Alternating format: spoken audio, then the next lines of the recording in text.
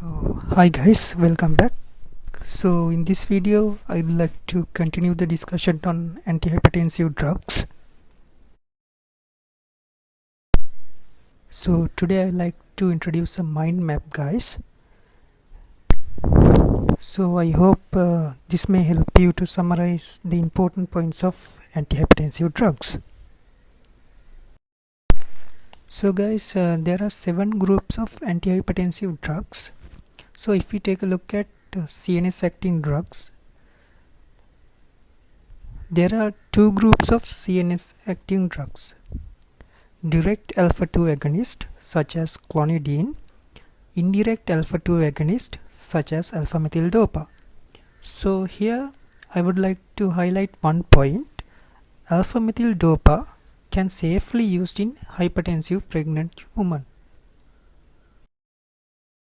Okay, now let's move to the calcium channel blockers.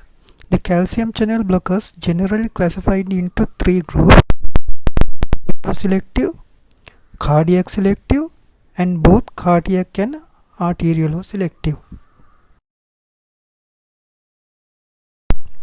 So if we take a look at the dihydropyridine group, they are more selective as vasodilators than the cardiac depressant and can use in treatment of hypertension. And the drugs like verapamil, they are more effective as cardiac depressant and used as antiarrhythmics.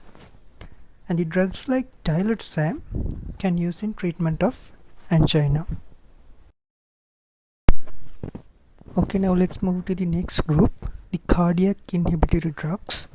The cardiac inhibitory drugs can divide into 2 groups: the alpha adeno receptor blockers and the beta adeno receptor blockers. Paroxetine and terazosin are the examples for alpha adeno receptor blockers.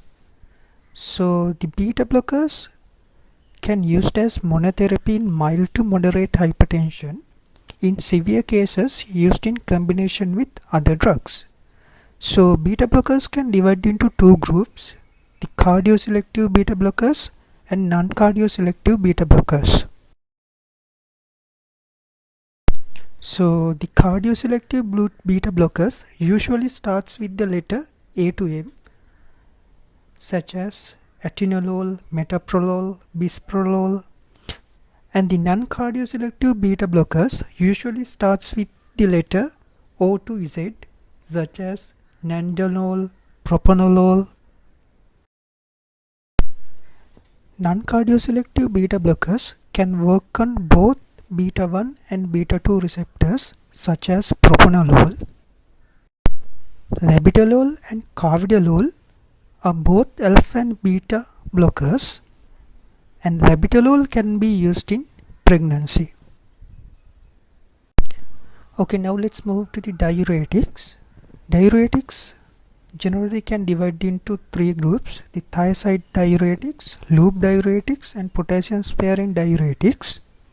Loop diuretics can used in moderate to severe hypertension, and thiazide diuretics may be adequate in mild hypertension. So let's move to the next group, the ATI receptor blockers. The ATI receptor blockers usually ends with the suffix sartan, such as losartan, and it can be used in mild to moderate hypertension. Okay, now let's move to the ACE inhibitors. ACE inhibitors ends with the suffix pril. All the ACE inhibitors are prodrugs except captopril. Okay, now let's move to the last group, the vasodilators. The sodium nitroprusside, hydralazine, and minoxidil. Sodium nitroprusside works by increasing nitric oxide in the blood and cause dilatation of the blood vessels. Hydralazine is a direct-acting vascular smooth vessel dilator.